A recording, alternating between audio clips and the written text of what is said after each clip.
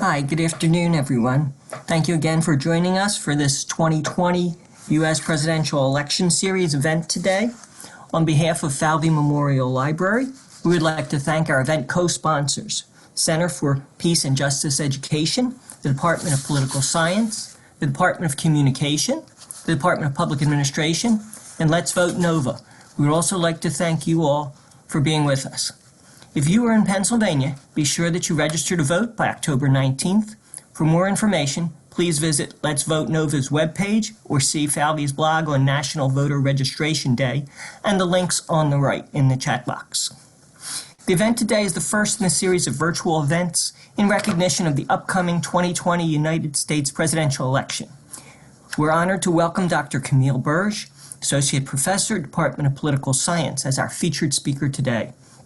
Camille is a scholar of American politics with an emphasis on racial and ethnic policies and political psychology. Within these broad categories, her research revolves around three key themes: Black-white relations in American politics, Black affective experiences in politics, and intersectionality. Camille's research interests have been and continue to be profoundly influenced by her lived experiences. Dr. Burge received her Bachelor of Arts in Political Science from Bethune-Cookman University and a Master's and Ph.D. in Political Science from Vanderbilt University. In addition to politics and the Black-white paradigm, Camille examines the nuances surrounding Black public opinion and political decision-making. Building upon cognitive understandings of racial group consciousness in politics, she studies how collective experiences of emotions shape the policy, opinions, group attitudes, and political participation of Black Americans. She also examines how intersectional identities, primarily race and gender, shape how Black political candidates are portrayed in the media, as well as the ways in which these overlapping identities shape evaluations of political candidates. Throughout her research, she uses a mixture of qualitative and quantitative methods to provide rich and detailed understandings of political phenomena.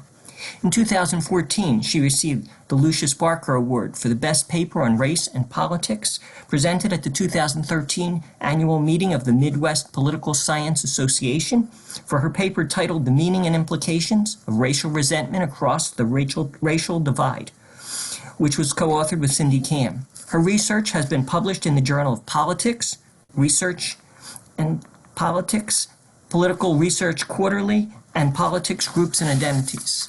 In the spring of 2018, Camille received Villanova's Junior Faculty Award for Excellence in Teaching. In the spring of 2019 and 2020, she was a finalist for the Christian R. and Mary F. Lindback Award for Outstanding Teaching. In January of 2020, she was appointed to the 2020 Pre-Election Task Force for the American Association of Public Opinion Research. In this position, Camille is one of several academics working alongside survey administrators at Gallup, Pew, NBC News, CBS News, ABC News, CNN, Huffington Post, and many other reputable polling organizations to analyze local, state, and national elections data. This afternoon, Dr. Burge will give a presentation titled Examining the Roles of Race and Emotions in the 2020 Election. During the talk, Dr. Burge will address how we're all feeling during the pandemic, as well as our collective emotional reactions to a number of issues, including police brutality, Black Lives Matter, protests, Me Too, hyperpolarization, and more. Now, at this time, I'd like to invite Dr. Burge to give her talk. Thank you. Well, thank you, and good afternoon, everyone. Thank you so much for joining us on this Zoom. A special thanks to Falvey Library for hosting this election series, especially Regina Duffy, Meryl Stein, Brian, and Callie. Thank you all so much. I'm going to share my PowerPoint with you. So if you would just bear with me for a second. I'm also going to stop sharing my video because I've learned that there's some buffering that happens. And so I'm hoping to remove that when I have my video on and I'm lecturing during class. So today we'll be examining the roles of race, gender, and emotions in the 2020 election. I did add gender into this title at the last minute, so I apologize to everyone in Falvey. So just to start, I mean, there's so much happening in American politics right now. We're in the middle of a global pandemic. The United States economy is tanking. Unemployment rates are soaring. People have lost their jobs and homes to fires and hurricanes. After complying with police instructions, George Floyd was brutally murdered by police in Minnesota, spawning global protests against police brutality. Breonna Taylor was unarmed and murdered in her apartment by police. A woman by the name of Amy Cooper called the police in New York City and told them that a Black man, an avid bird watcher named Christian Cooper, was threatening her life when all he did was ask her to leash her dog. And with all that's going on, we're also on the edge of an incredibly important election season. And so the question is, how is everyone feeling about all of this? And as you might imagine, the primary emotional reactions are negative. People are angry, they're anxious, they're afraid, they're sad, they're disgusted. And so the question I want to address today is, what effect might these emotional experiences have on our politics? So I wouldn't be a decent educator if I didn't give you a little roadmap or an outline of where we're hoping to go today. So for the remainder of our time, I'll do the following. First, I'll begin by defining emotions. We know we all have them, but what are they exactly? What are they made up of? How do they operate in the political realm? Second, I'll provide you with an understanding of emotions experienced at the group level. So we know that politics are group-centric. Whether racial, religious, gender, sexual orientation, partisan, or otherwise, we know that groups provide important cues to people about how they should participate in politics and how they should evaluate policies and candidates. So I believe it's how we feel as members of groups that should have some effect on our politics. Third, I'll define what seems to be some of the most prevalent emotions expressed in the current political moment: anger, anxiety, fear, disgust, grief, and sadness. I never like to leave on a sad or dark note. So we'll also discuss the role of enthusiasm and hope and excitement that people have talked about with the upcoming election. As I define each emotion, I'll explain how I think emotions are shaping the political landscape. I'll especially focus on how emotions experienced at the group level have shaped and continue to shape the political landscape. Finally, I'll do a little election forecasting, at least I'll try, thinking about how our emotions might shape the 2020 election, which is now in 25 days. So to begin, what are emotions? The American Psychological Association defines an emotion as a complex reaction pattern involving experiential, behavioral, and psychological elements. Emotions are how individuals deal with matters or situations that they find personally significant. And we tend to think that emotional experiences have three key components: a subjective experience, a physiological response, and a behavioral or an expressive response. So when I say a subjective experience, I'm referring to a stimulus, so a feeling towards something that's happened, something that is happening or that you imagine will happen. Subjective experiences can range from something as simple as seeing a color to something as major as losing a loved one or getting married. But no matter how intense the experience is, it can provoke many emotions in a single individual, and the emotions each individual feels might be different. So for example, one person may feel anger and regret at the loss of a loved one, while another one may experience intense sadness. We all know how it feels to have our heart beat fast with fear. This physiological response is the result of a portion of our nervous system's reaction to the emotion we're experiencing. It controls our involuntary bodily responses and regulates our fight or flight response. And according to many psychologists, our physiological responses are likely how emotions helped us evolve and survive as humans throughout history. And the behavioral response or aspect of emotions is the actual expression of the emotion. A behavioral response can include a smile, a grimace, a laugh, or a sigh, along with many other reactions, depending on societal norms and, of course, personality. So what does all of this mean for politics? Political scientists became especially interested in the role of emotions in politics after the publication of Affective Intelligence and Political Judgment in 2000. This work is by George E. Marcus, Russell Newman, and Michael McEwen. So as if we need any more confusion between the words affect and effect, affect refers to emotions in the psychology literature. And so in this book, the central claim of their theory is that when citizens encounter a novel or threatening act or event or issue on the political horizon, a process of fresh evaluation and political judgment is triggered. So what they argue in affective intelligence, they really turn around the causal ordering of emotions in politics. Instead of think first, feel second, they reverse it and argue that feeling precedes thinking. And because feeling various emotions precedes thinking, these scholars argue that it shapes our public opinion and political decision-making. In the numerous publications that followed, many scholars were interested in understanding how experiencing various emotions might lead us toward different opinions and political behavior. The existing political science literature focuses on how individuals experience emotions, overwhelmingly so, and what it means for their politics. And so the question that we tend to use in the American National Election Study asks what appears here. Has Barack Obama, Donald Trump, insert political candidate or elite, because of something they've ever said or done, made you feel afraid, anxious, angry, or proud? Most scholars take these questions, they ask like how often. Most scholars take these questions, aggregate responses to these questions, and use them to predict policy opinions and political participation. So what you're seeing here on this screen are screenshots from some of my published works.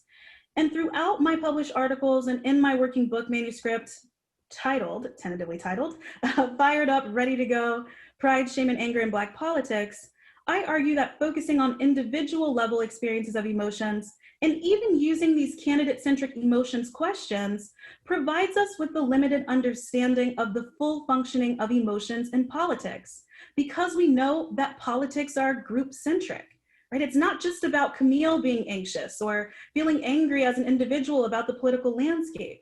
What I argue in my work is that emotions become political and especially potent when members of groups experience them.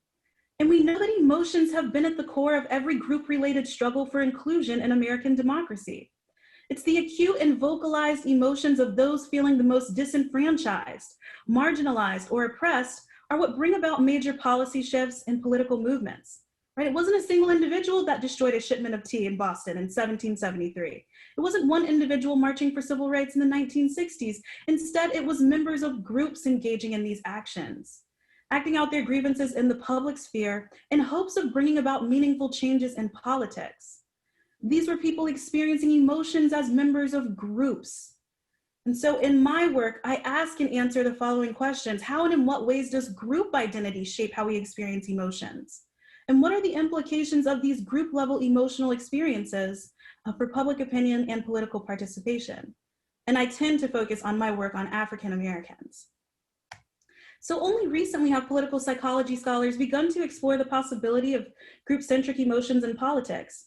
These recent studies examine things like affective polarization and how like or dislike for individuals in opposite parties might stimulate or constrain attitudes and behavior. Thinking about partisan anger, especially in the role of trust, from some of Stephen Webster's work in 2017. He also has a book that's coming out, I think on Cambridge. It just came out about rage in American politics. And there's also a growing body of literature among racial and ethnic politics scholars that is examining how racial and ethnic, that's examining how the collective experiences of Black anger structure public opinion and political decision-making. So how do we experience emotions as members of groups? So even though political scientists are fairly new to this party, I love borrowing theories from psychology scholars that have been working on emotions from the group perspective for the last 18 years or so. And so the first theory I really like is about group-based emotions. So group-based emotions have an in-group object and in-group subject. The idea here is that the individual group members may experience emotions about their in-group's character, their circumstances or position, including its treatment by others, or the actions undertaken by members by the group or a few of its members. So group-based emotions gauge how we feel about the actions or character of members of groups that we identify with. For example, some Black Americans might be feeling a tremendous amount of pride as it pertains to Kamala Harris's nomination. Or if we're thinking about protests, right? Some pride, maybe anger, these things might be occurring. Intergroup emotions, the other psych theory that I like to talk about, involves intergroup emotions, which argues that emotional responses to groups and social events depend on how the self is categorized. These types of emotions might be experienced about an outgroup's character or circumstances relative to the in-group, or about the actions of the outgroup and its implications for the in-group. So we can think about intergroup emotions in the context of the current political space, again, dealing with race, perhaps Black people being angry in-group because police, out-group, are killing unarmed African Americans. We might also think about group-based emotions in this similar context as people are observing some of the protests that are happening. So maybe pride as it pertains to protests throughout the United States for Black Americans, maybe perhaps a great deal of shame as well when you're looking at some of the rioting and looting that occurs. So now that we have somewhat of a theoretical framework to understand emotions at the group level, I think what we might want to know are which emotions, which groups, and what are the implications for politics? So let's start with anger. So what is anger? Anger is defined as a belief that we or our friends have been unfairly slighted, which causes in us painful feelings and a desire or impulse for revenge. This is coming from psychologist Richard Lazarus. Anger is a negative emotion, wherein blame for undesirable behavior and resulting undesirable events is directed at another person or group. Professor Antoine Banks at the University of Maryland states that anger is experienced when a person has been threatened, and more importantly, when an individual is certain about who's responsible or blameworthy for the offense. In his seminal book, Emotion and Adaptation, Professor of Psychology Richard Lazarus states that if we blame someone for a wrongdoing, it requires that we believe that the individual could have acted differently, that they had control over the offending action. So the individual or maybe group of people that we're blaming is the appraisal that grows out of the context of threat and frustration. So when we're angry, psychology research suggests that it brings about the following action tendencies or behaviors. It produces a desire to regain control, to remove the obstruction, and if necessary, attack the source of injury. So let's bring all this scholarly stuff to a real world example and something that's a bit more relatable. Maybe you're driving on these crazy streets of Philadelphia and someone intentionally cuts in front of you, which is usually considered an unfair, disrespectful slight. You might get a bit angry, and you're angry because you know who to blame for the offense, and you believe that the person could have taken an alternative course of action, but maybe that's just me and my road rage. So let's get back to politics. Existing research in political psychology finds that anger is a mobilizing or a motivating emotion.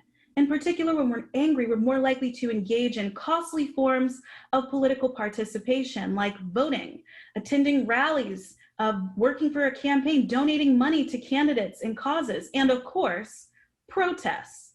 And wouldn't you know, we're seeing all of these things right now. We've seen them in the past and we're seeing them now. Thinking about African Americans, perhaps first and foremost, based on my research, also the recent rulings pertaining to Breonna Taylor, Black Americans are incredibly angry at a multitude of things. Police continue to murder unarmed people of color. The wide range of implicit and explicit racial actions, racist actions against Black people, especially seem to have ratcheted up in the past few years. And maybe this anger could be contributing to increases in turnout. We know when we look at more localized levels, so for example, in Ferguson, after the Michael Brown shooting, thinking about things that might have occurred in Flint, so pertaining to environmental racism in the water system, we know that more African Americans turn out to vote. And when you look at the makeup of city councils that for years have been white, mayors, city council members, a lot of these city councils are even turning in terms of who's on these councils. Electing Black mayors, electing Black council members. And so we at least think from some of this early research that it's probably anger motivating this behavior. I fielded a study in the fall of 2017 for a post-Obama collective emotional experiences of Black people for a chapter in my book manuscript. And when writing about anger, one respondent stated, "I always expected this country to want to make progress toward living up to its ideals of giving effective equality, liberty, and justice to everyone. The rise of Donald Trump and his ilk has led me to question my beliefs in the essential goodness of the American people. The blatant excusing of police brutality against Black people also makes me angry and sad on a regular basis. I've come to the conclusion that I might be better off living outside of the United States, a place where I was born and raised. I've come to feel the equal treatment my ancestors fought for over generations might never be realized, and I am quite disillusioned. And this was in 17, but it feels like it might have been written a few weeks ago. In addition to African Americans, Black Americans, women are also pissed, right? Debates over abortion rights, sexual harassment, thinking about the Brett Kavanaugh hearings and the response to Dr. Christine Blasey Ford. It left three important voting groups of women in the balance: suburban, married, college-educated white women, single women with children, and of course, Black women. The 2018 midterm election saw the largest ever share of women voting for Democrats in a midterm election. This is according to the Washington Post. The surge was mostly due to a shift among white women, as well as among independent women. White college-educated women in particular swung heavily left in 2018, with 59% voting for Democratic House candidates, compared with just 49% in 2016. Women of color, meanwhile, voted for Democrats at high rates, just as they did in 2016. 92% of Black women and 73% of Latina women voted for Democratic House candidates in 2018, compared with 94% of Black women and 69% of Latina women in 2016. And so the question is, like, how then might this translate to the 2020 election? Especially when we're having conversations about Roe v. Wade and the Supreme Court nominee of Amy Coney Barrett. What does this mean for women of all ages, races, and ethnicities, especially the ones that are pro-choice? And in early August of 2012, Todd Akin, the Republican nominee from the United States Senate election in Missouri, Lord Jesus, it's Thursday, in Missouri, made a really controversial statement about legitimate rape in the female body. From what I understand from doctors, pregnancy and rape is really rare. Pregnancy from rape is really rare. If it's a legitimate rape, the female body has a way to try to shut that whole thing down. So the comments surrounding legitimate rape in 2012 led to an uproar in what has been dubbed the 21st century, war on women. Many Republicans and Democrats condemned these statements as they were forced to address legitimate rape on debate stages.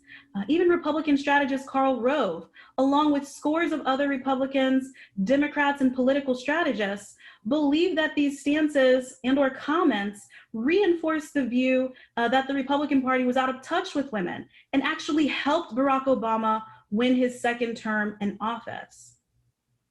And of course, we know, 6 years later, what happened in the 2018 midterms.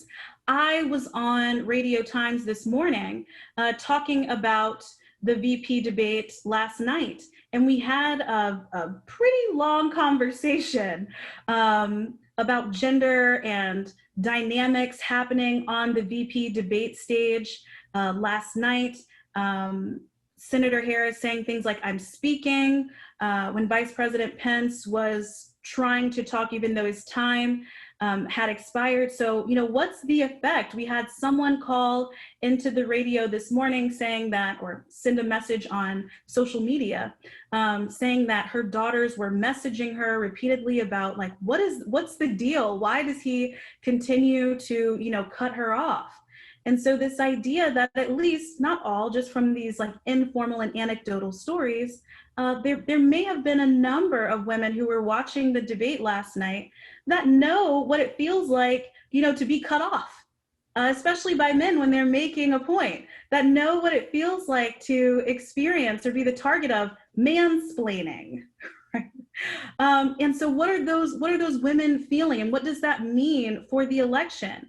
And some recent polling data that came out from the Washington Post and ABC News, it shows that Biden is up 31 points nationally among likely female voters, up 31 points against President Trump for likely female voters. Like, this is not just a gender gap, right? Like, this is a gender hole. I mean, in the state of Pennsylvania, that same survey data talks about it being about 24 percentage points in terms of where Joe Biden stands in comparison to President Trump with likely female voters.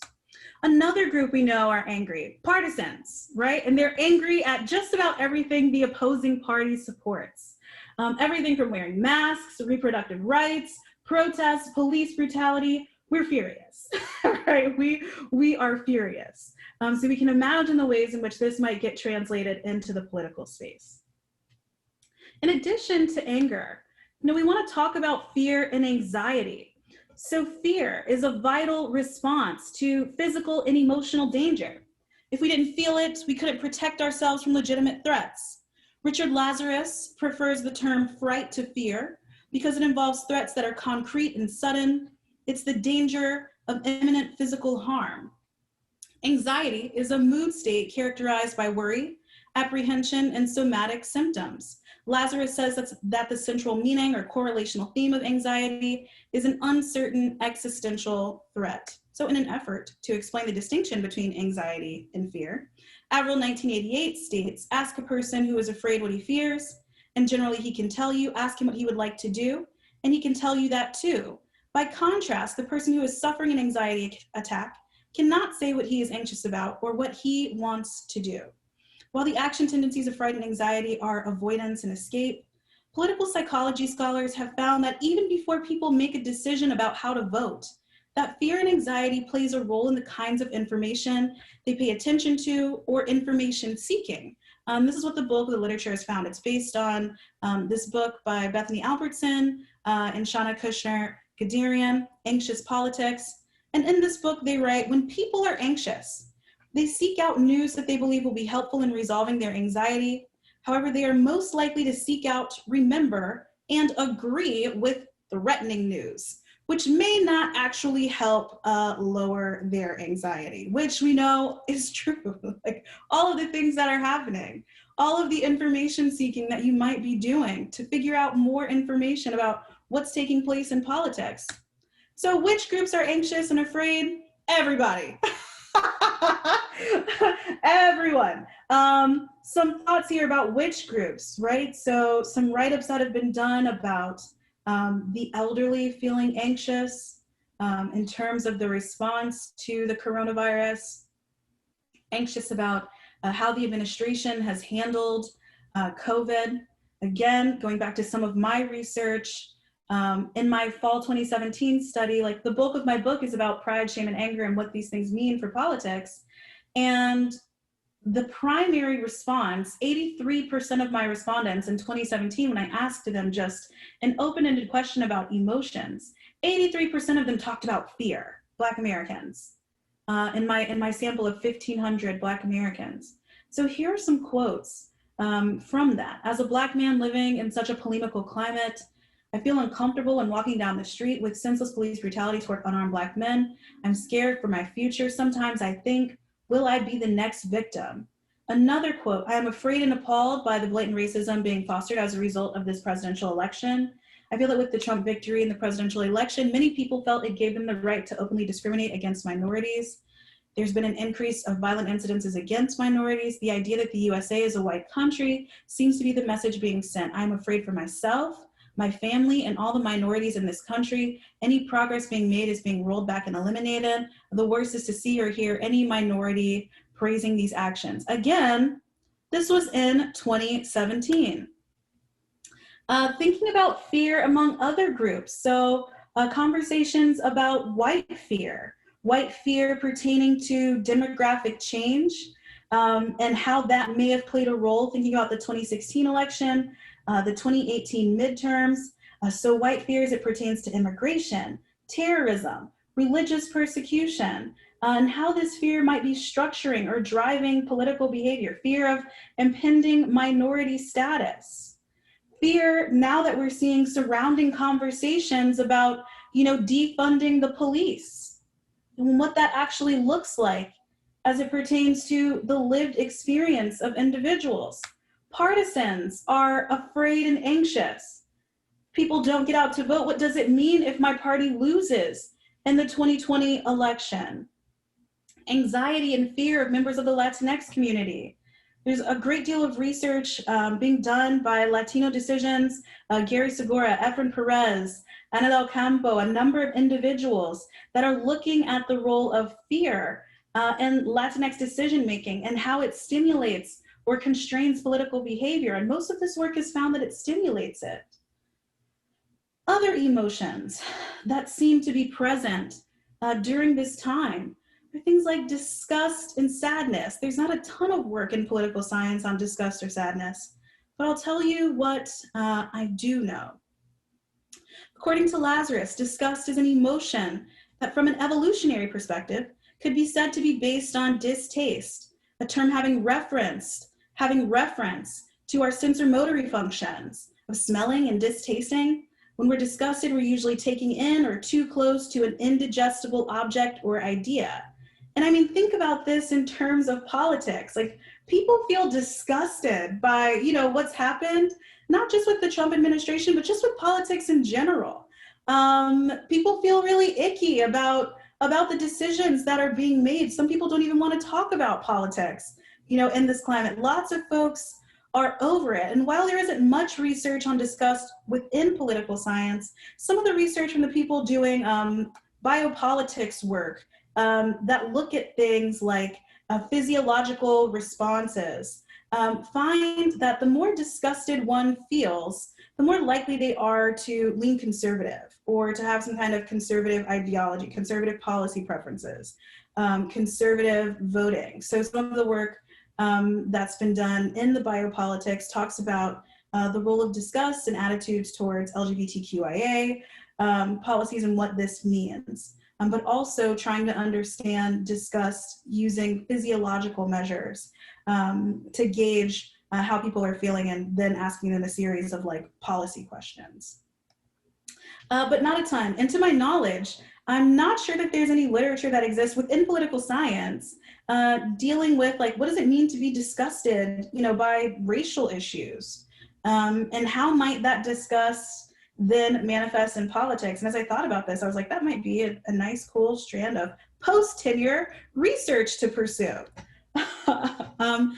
Grief and sadness. So these are other emotions that I think are being experienced by a wide range of people. And I'm sure someone somewhere in political science has done work on this. Maybe some of the folks in political theory, I've seen older works related to grief, but not directly aware of the work that examines grief, sadness, and how it shapes people's policy opinions and political behavior. So sadness describes the range or family of emotional states we can experience, containing everything from mild disappointment to extreme despair and anguish. The universal trigger for sadness is the loss of a valued person or object. This can vary greatly between individuals based on their personal definitions of value and loss. So thinking about maybe the death of someone we love, the failure of a central life value or role, or the loss of perhaps positive regard of another person. And I think when we're talking about American politics right now, there's a great deal of grief and sadness being experienced by all Americans, right? Grief and sadness pertaining to the 210,000 people and counting that have died from COVID-19, their families, their friends. Great levels of grief and sadness being experienced by Black Americans and their allies, people being sad about the deaths of unarmed Black men and women, trans individuals. They're sad about the ways in which racism continues to permeate every aspect of American life and the lack of progress, at least it seems, that we've made. Women living out their grief in real time pertaining to their experiences with sexual assault, issues pertaining to immigration, separations at the border, grief for missing children and adults as it pertains to human trafficking, grief and sadness because of the implications of things like climate change, people's homes burning down in California, or being washed away by hurricanes, or ripped out of the ground by tornadoes in some Midwestern portions of the United States. So we're all experiencing, I think, so many different levels of trauma. And I've been in conversation, with some scholars about writing on sadness and grief and thinking about the ways that it might translate into political action. We know that from some Black women running in Minnesota, they used the call, having quotes in local newspapers in Minnesota from Black women that were running. When George Floyd called out for his mom, he was calling out for me. And I felt like I needed to do something to run for office, to make my community better, right? So at least anecdotally, some of that language, being used to describe political ambition, but not having a great deal of, data to substantiate those claims. So I've given you a dark cloud for the last 15, 20 minutes. But I'd like to end on a high note by talking about positive emotions like enthusiasm, excitement, hope, and pride. Enthusiasm is the feeling of excitement for an activity. Political science scholars like Nick Valentino and others at the University of Michigan, along with the originators of affective intelligence theory, so Marcus, Russell, and McEwen, they argue that enthusiasm, which is largely subsumed, pride and hope get subsumed in enthusiasm, it leads individuals to be more involved in the campaign or to take greater interest in it. Feeling enthusiastic about a candidate might lead some to engage in cheaper forms of political participation, like talking to others about voting and wearing a button. This enthusiasm might get people to turn out to vote, but the effects of enthusiasm on voting are not nearly as strong as the negative emotion, like anger. One emotion that we know is subsumed in conversations about enthusiasm is pride. Pride is defined as the enhancement of one's ego identity by taking credit for a valued object or achievement, either our own or that of someone or group with whom we identify. For example, a compatriot, a member of the family, or a social group. And Zander argues that there are several ways that pride can be generated. A member's sense of pride in particular can be affected by his group's achievement. And so one of the things we know from Evelyn Simeon's work, who's a political scientist at UConn, she wrote a book out on Oxford University Press in 2015. It's called Historic Firsts: How Symbolic Empowerment Changes US Politics. And she talks about the importance of pride, when individuals witness co-racial, co-gender, co-sexual orientation candidates seeking office. The effect that it has on people feeling engaged in the political process. So when you're the first individual to do X, so Barack Obama, the first African-American president, right?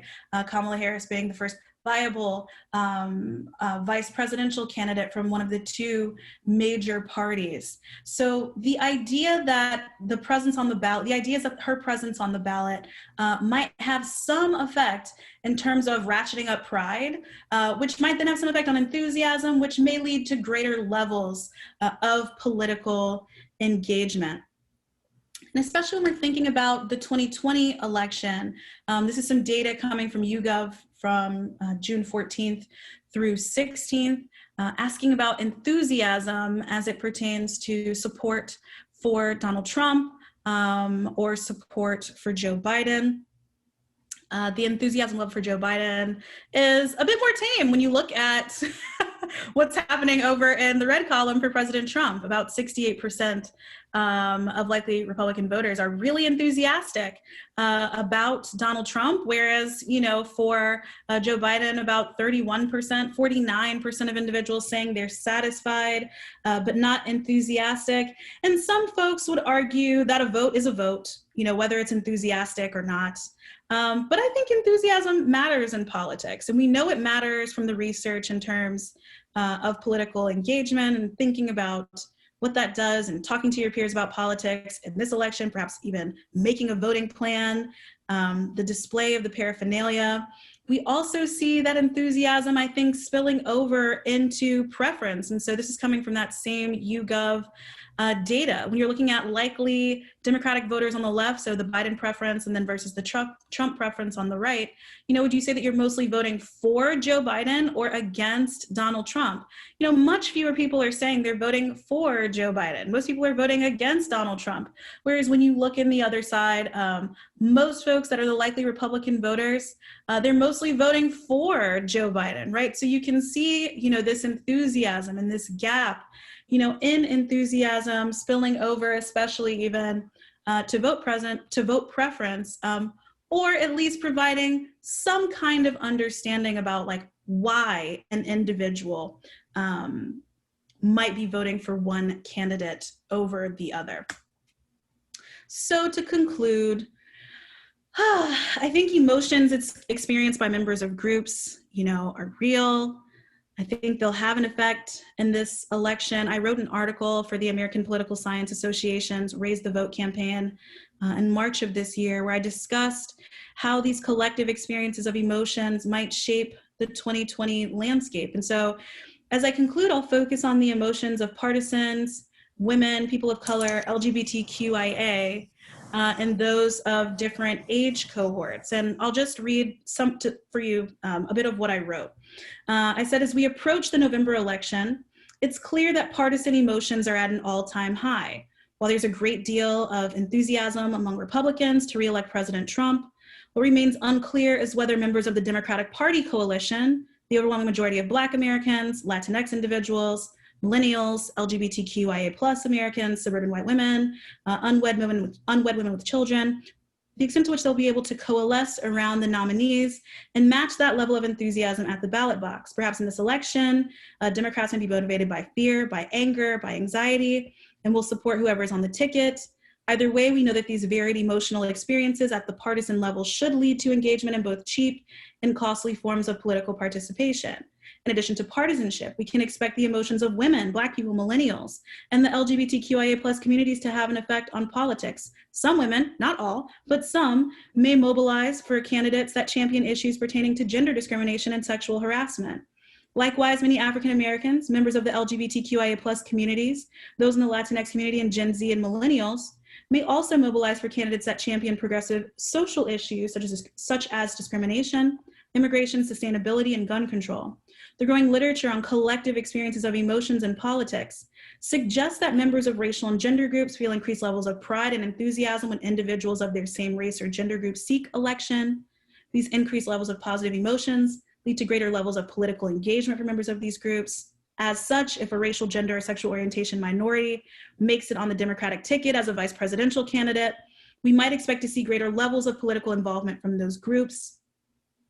And then I say collective experiences of emotions, when I conclude the article, will shape the 2020 presidential election landscape. We know that individuals may experience emotions as members of groups, and that these emotions might lead them to engage in the political arena. What will be most interesting to watch, and again, I was writing in March, are the ways in which political campaigns, interest groups, political action committees, the ways in which they stoke the emotions of members of groups by appealing to their needs in speeches and campaign advertisements. Winning elections is about coalition building and turnout. We should expect speeches and campaign advertisements to include language that targets groups directly by promising the delivery of goods, services, and jobs. These platforms might also be used to stoke the fears, anger, and anxiety of certain groups about policies, goods, and/or other groups. What remains certain is that we'll all be feeling emotions about the candidates, the policies they endorse, and perhaps the emotions they have towards other groups. But how these emotions get channeled into the political space is something that political scientists will explore for the next several years. So that's it, and I made it with a minute to spare. If you'd like more information on my research, please feel free to visit my website. I'll take questions and comments now. Thoughts, anything. Thank you very much, Dr. Burge. Thank you for your time today and for sharing with us. We have some time for some questions if people want to add them to the Q&A box at the bottom. One of the questions that came in has been about mansplaining. Yeah, so if you want to add some details. Someone says, what is mansplaining? I've heard this term before, but I do not understand.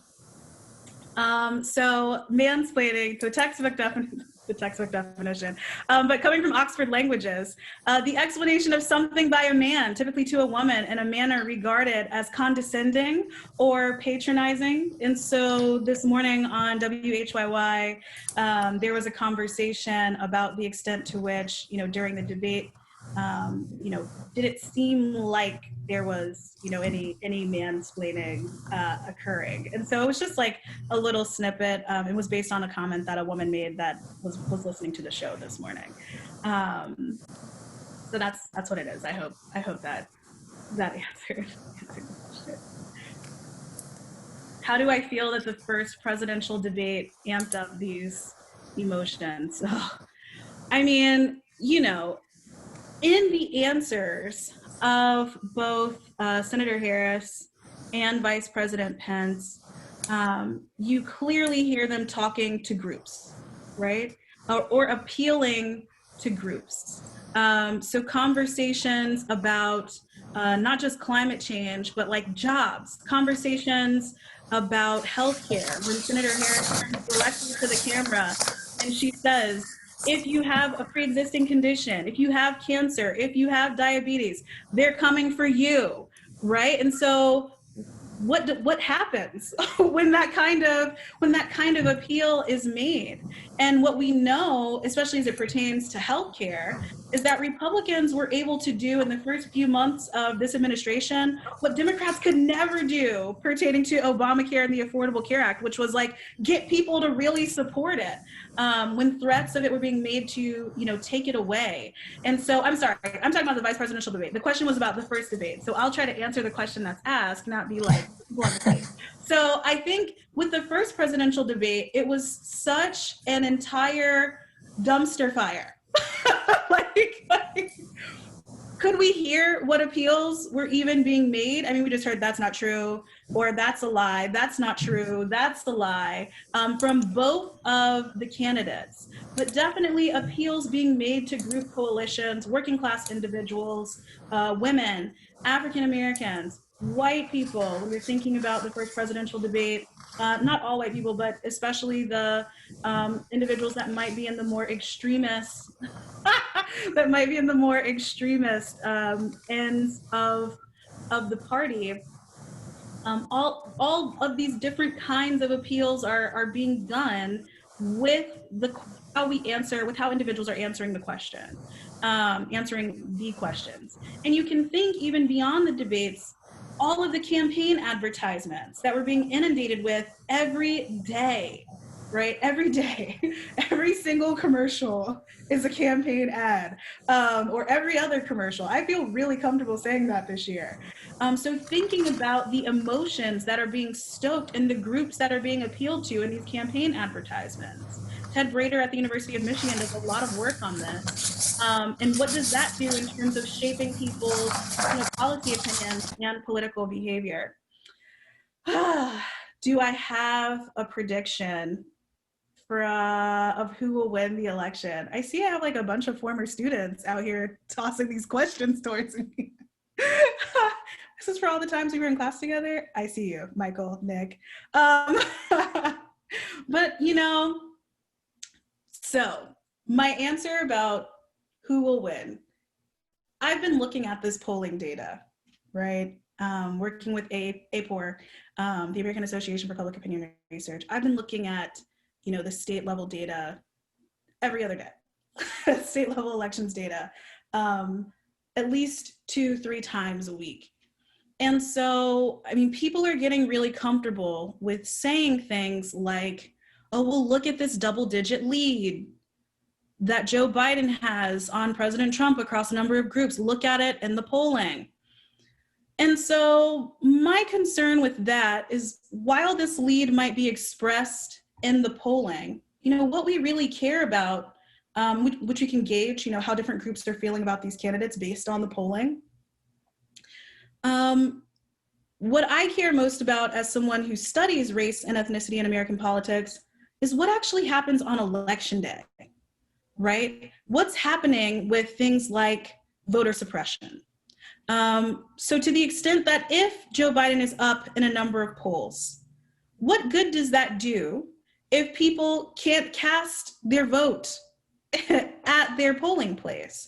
What good does that do if you deliver or you send a mail-in ballot, and because you didn't sign it, or if you're in South Carolina, sign it and have a witness, or if you're in other states, if your signature doesn't directly match another signature, right? That these things could be thrown out. So like, what good does a double-digit poll lead do if on election day we don't even know, if these ballots will actually be counted? And so those are the things that I'm concerned about. Like, everything inside of me as a political scientist, as someone that's monitoring these polls, is looking at it and saying, things seem to be trending towards Joe Biden. But the race and politics scholar inside of me is like, there's a lot of efforts towards voter suppression. And then what does that mean on election day? What does that mean as we're counting up, the ballots? Do I have advice for young people feeling fearful about the future? How do we fight for equality?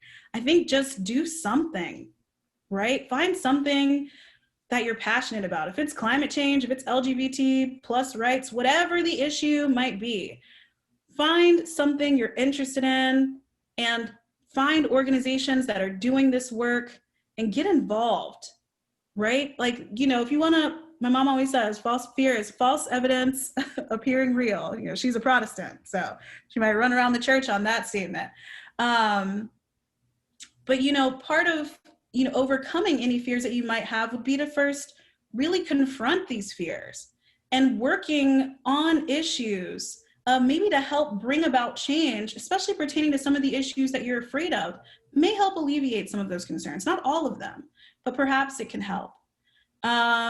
Nick, considering that COVID-19 has and continues to disproportionately affect communities of color, do you expect grief, sadness, anger, anxiety to have any direct effects on mobilization within these communities in the 2020 election? Absolutely. There was a line in the debate last night that I thought was really effective that Vice President Pence stated, and it was something along the lines of like, please stop playing politics with people's lives, like in that conversation about COVID-19. And,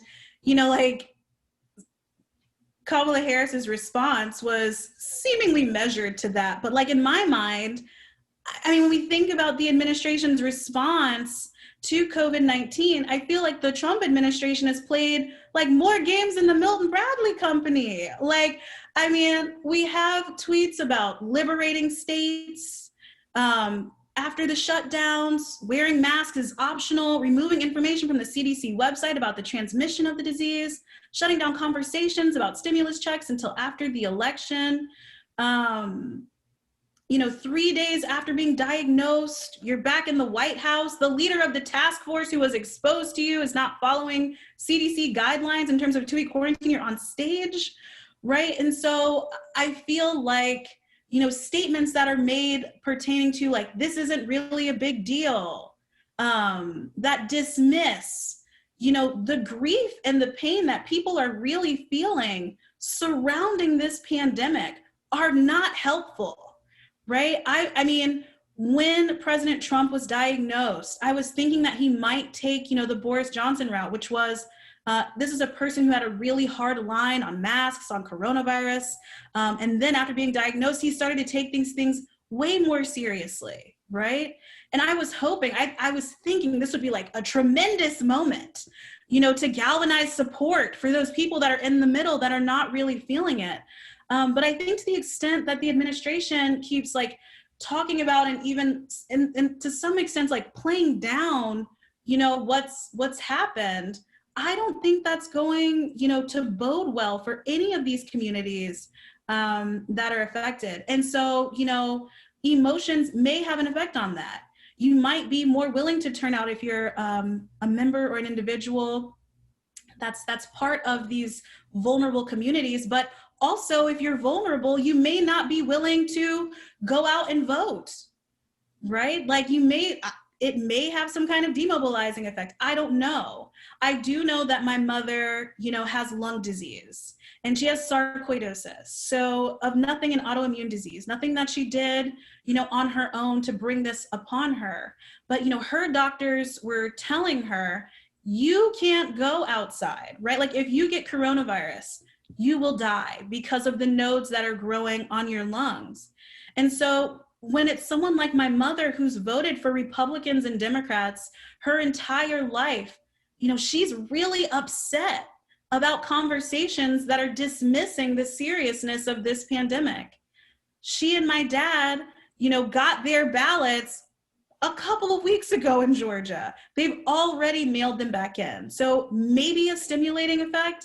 I don't know. I would err on that side as opposed to a demobilizing effect. But if people can only turn out on election day, you can imagine how individuals that are already in vulnerable communities may not be willing to turn out to vote. Do I think the idea of a virtual debate will be effective? I mean, if it happens, like based on these comments that were made this morning, I don't think anybody's doing a virtual debate. But I mean, could it be effective? I guess we'll see if it happens. How do you do this research and keep yourself sane or manage your own stress and anxiety that might arise? Thank you for this question. I mean, it's tough. That's my short answer. I simultaneously feel exhausted and yet energized. I mean, I'm in a, thank you, College of Liberal Arts and Sciences. I'm in the Faculty Success Program being hosted by the National Center for Faculty Development and Diversity. And so one of the things that you have to confront is, you know, when you're writing or when you sit down to write, right, what are the things that are keeping you from doing the work? Right? What is your, what they call your internal resistance monster? What is it telling you to do instead of sitting down to do the work and to write? And so for me, part of the reason why, you know, I'm hesitant to write and to type, one of the things I've realized through this program is that I just feel like I have such a great responsibility to, you know, my ancestors, right? My ancestors, you know, who were enslaved, who I'm only 2 generations removed from as it pertains to slavery. Individuals who, if they were caught reading and writing, you know, they could be killed. For the people that are experiencing pain and grief throughout the United States based on the contemporary racial climate, I feel like I owe these people more. I feel like I owe voice, especially in academia, to these lived experiences. And I want to do that justice. And at least for me, like, I want to make sure I'm doing it well. And so it's one of the things I've realized that, like, that comes with a lot of pressure to put all of these expectations on your shoulders that no one asked me, you know, to carry, and yet I still feel them. And so the thing that I've been working through for, you know, the last 3 weeks is I have to do this work. And this work is not just for me. It's not just for a tenure file. It's not just for a promotion. It's for a much greater cause. And if I'm tired, guess what? I'm tired because my ancestors were even more tired than I am. So it's 58. You want me to answer these last 2 or are we done? What would you prefer? I think if you're willing to answer them and stay, that would be wonderful. Okay, sure. No problem. Which state do you think is the tipping state? Experts, listen, experts think Pennsylvania or Florida will be the help needed to win. Does early voting affect those states in particular? Yeah, I mean, a lot of people are centering on Pennsylvania as like this key battleground state, and not just like the battleground states in the 2020 election. They're like, Pennsylvania is it, right? Of course, coupled with places like Florida, especially Florida, Colorado, but there's a lot of emphasis on Pennsylvania, which is why our airwaves, you know, are being dominated by all of these campaign ads. So I think that in about a week and a half or so, probably early next week, we'll be getting some of these early voting counts in, and we'll be able to start to understand what the political landscape is going to look like with these mail-in ballots. Like, we'll be able, because people are counting votes right now, right? As we're actively having this conversation, ballots are being completed and sent back in to state election organizations. So I think we'll be able to have a good understanding, perhaps at least, of where the vote is trending, maybe in a couple of weeks, a few weeks out before the election. And I think early voting does affect this process. All the different modes of voting, mail-in voting, absentee ballots, being able to vote X many days before the election, extended polling hours, all of these things have a great effect. What do you think the president wanted to make? Why do you think the president wanted to make the pandemic political? What has he gained from it? I mean, there are a number of supporters, a number of people who genuinely believe that, you know, this pandemic is either a hoax, that it's not worse than the flu, that it's comparable to swine flu, which is like, I can't tell you one person that contracted or died from swine flu when that did occur, but I know plenty of people that have lost family members, and, you know, even students on campus that have been diagnosed with COVID. Like, it's so much closer. So what has he gained from making it political? I'm not sure. I think from those individuals who have the view of the pandemic as, you know, less consequential, that he's, you know, really ratcheted up their support. For the support maybe to small businesses, especially that are feeling the sting from businesses being shut down, the fact that he's advocated for reopening businesses so that people can have paychecks, people that are working, you know, in some of these more essential jobs that were shut down, so restaurant industry, other things like that, the airline industry. So maybe getting a great deal of support from those individuals by deciding to reopen things. So maybe that's how it's helped. That'd be my answer. Thank you, Dr. Burge. Thank you for sharing with us and enlightening us and making us more aware, keeping us up to date. We really appreciate it. Thank you, everyone, for joining, for your questions, for your comments. There'll be another chance for you to do this. There'll be 2 more chances, in fact, one on October 22nd at 1 p.m. with Dr. Matthew Kerbel, who will be giving us a talk on the state of the contest, Election Day, and what happens next. And our last talk before election on October 27th. We'll have a panel discussion featuring Dr. Danielle Gadsden, Dr. Billy Murray, and Dr. Tim Horner on the meaning of the election in a pandemic year. Have a good afternoon, everyone. Stay well.